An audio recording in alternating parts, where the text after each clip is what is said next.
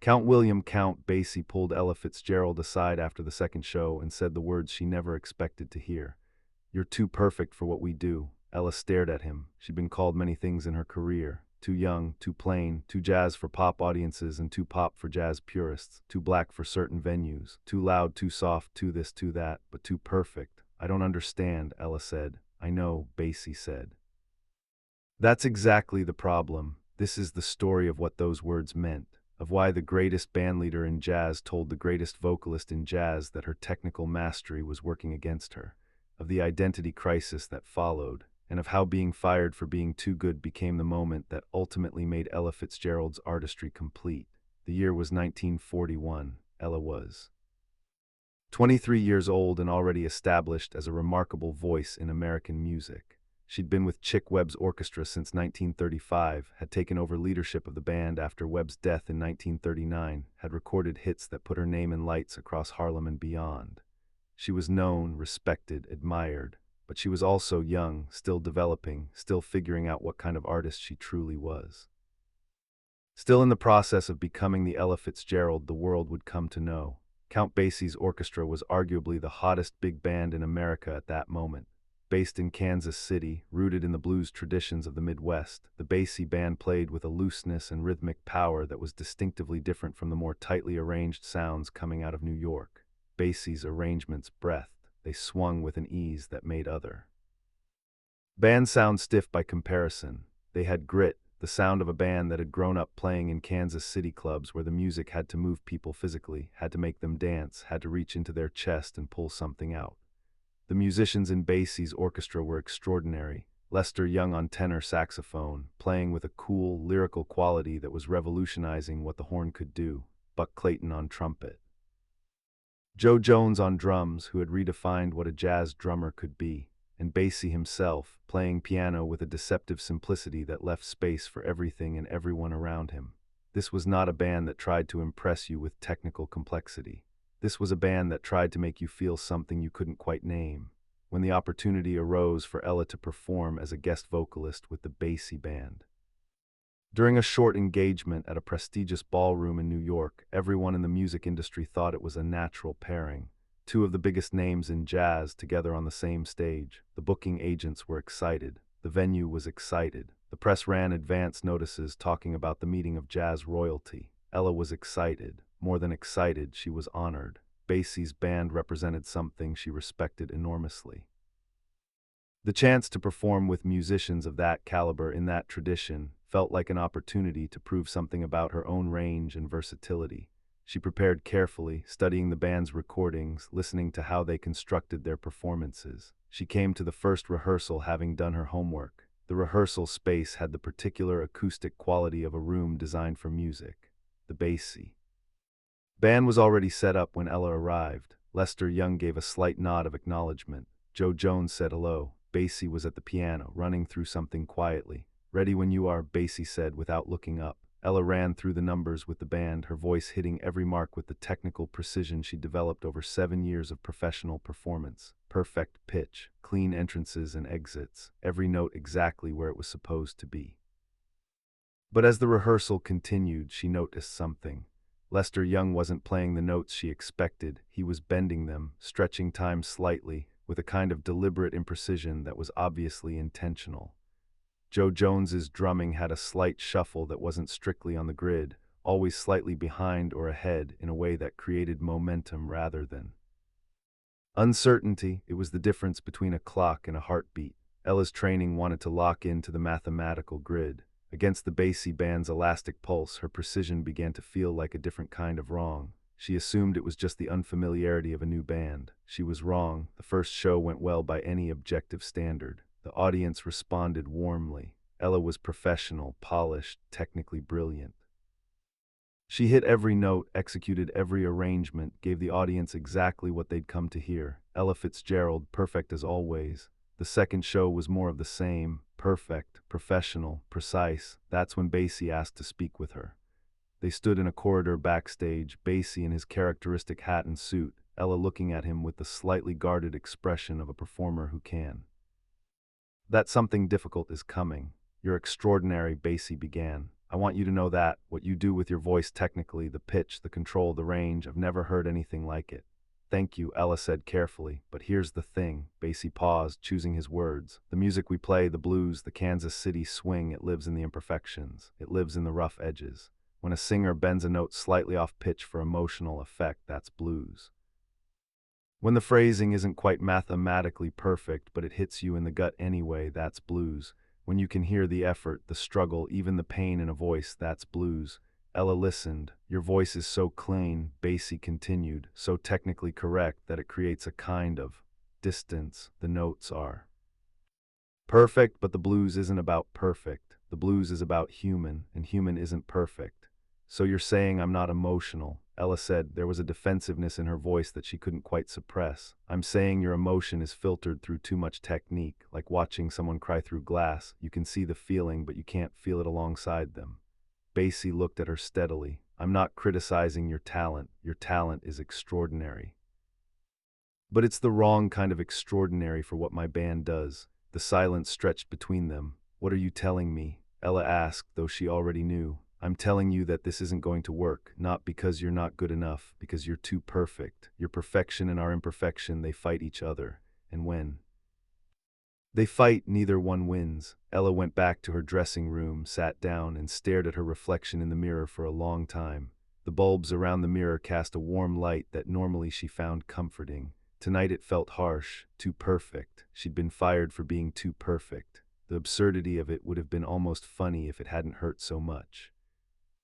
You spend your whole career trying to get better, trying to be more precise, more controlled, more technically accomplished, and then someone tells you that your precision is the problem, that your control is working against you, that the thing you've worked hardest to develop is exactly what needs to be different. She thought about telling the story to other people. She could already imagine their reactions. Count Basie said what? Fired for being too perfect. That doesn't make sense, and from a certain angle it didn't. From a certain angle it sounded like an excuse, like a polite way to say something else. But Ella knew it wasn't an excuse. She'd heard it in Basie's voice, the genuine regret, the respect that made the assessment harder rather than easier. He wasn't dismissing her.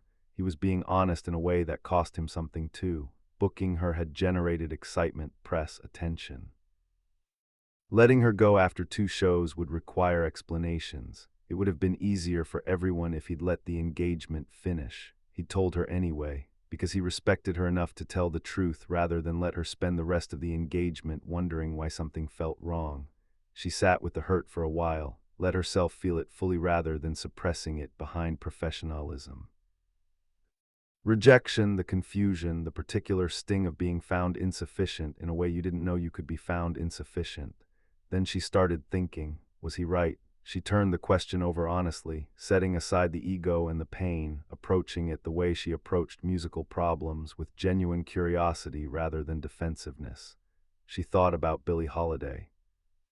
There was no voice more technically imperfect than Billie's by classical standards, limited range, notes bent in ways that would make a conservatory teacher wince. But when Billie sang, something happened that couldn't be explained technically. The music reached inside you and took hold of something. You didn't listen to Billie Holiday, you experienced her. She thought about Louis Armstrong, that rough, gravelly, endlessly expressive voice that broke every rule.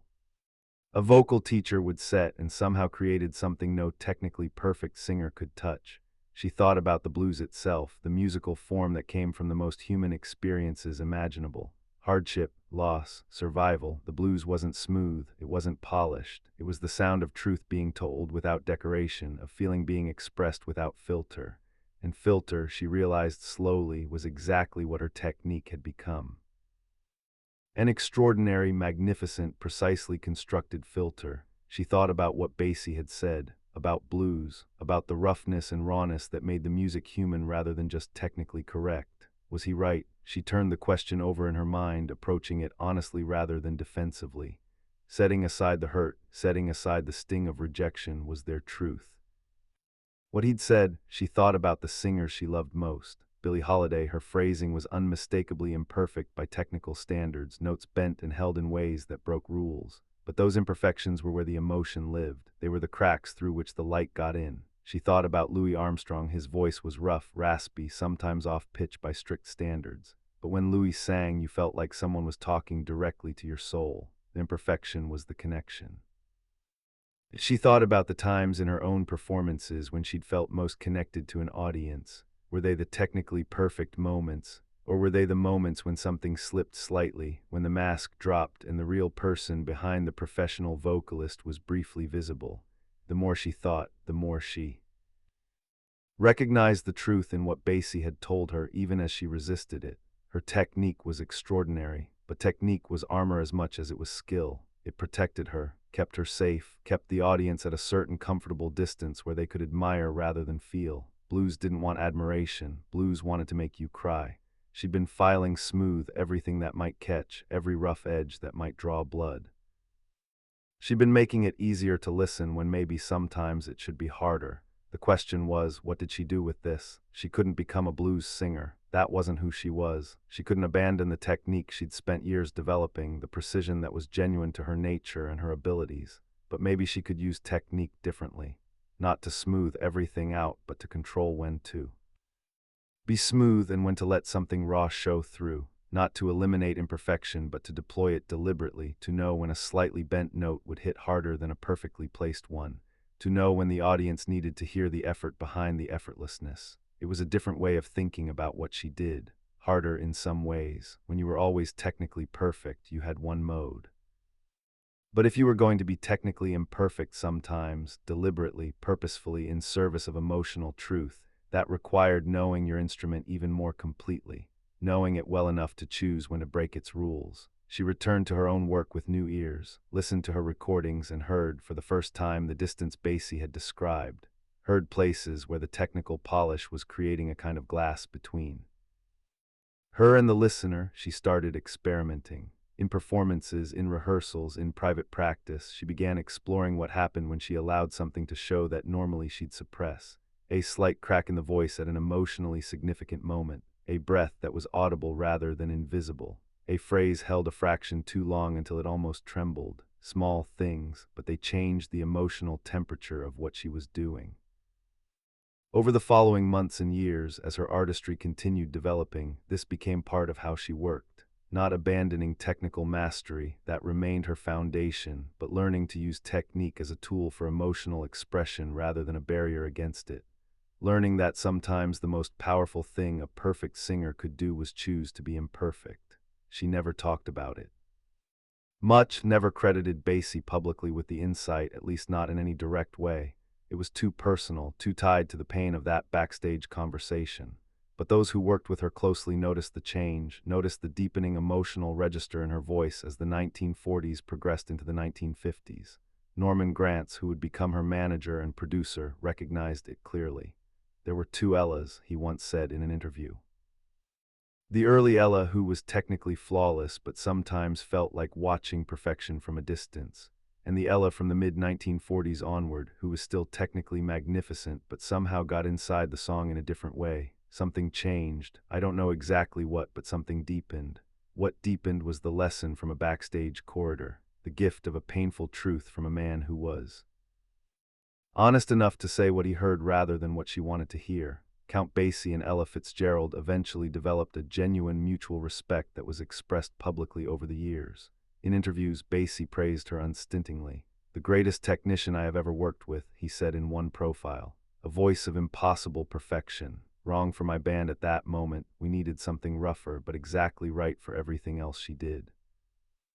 The world got luckier than my band lost." Ella, in her own interviews, occasionally referenced Basie in the context of learning what blues required emotionally. She was diplomatically vague about the specifics of the early 1940s engagement and its abrupt end, but the respect was clear, and musicians who knew both of them well understood that there had been a conversation, a difficult truth exchanged, and a lesson absorbed. They eventually recorded together, Ella Fitzgerald and Count Basie, in sessions that became some of the most celebrated recordings in jazz history. By the time they made those records in the late 1950s and early 1960s, the tension Basie had identified had been resolved. Ella had found her way to emotional rawness without sacrificing technical mastery, and Basie's arrangements provided exactly the kind of swinging foundation that made her voice soar.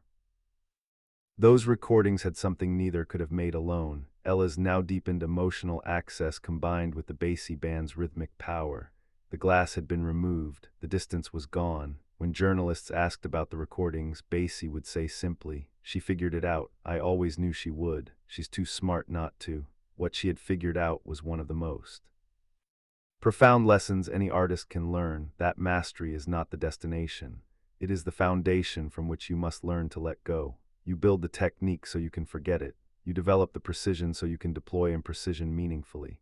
You learn all the rules so you understand what breaking them costs and when that cost is worth paying. The jazz musicians who changed music, Louis Armstrong, Billie Holiday, Miles Davis, they all shared this quality.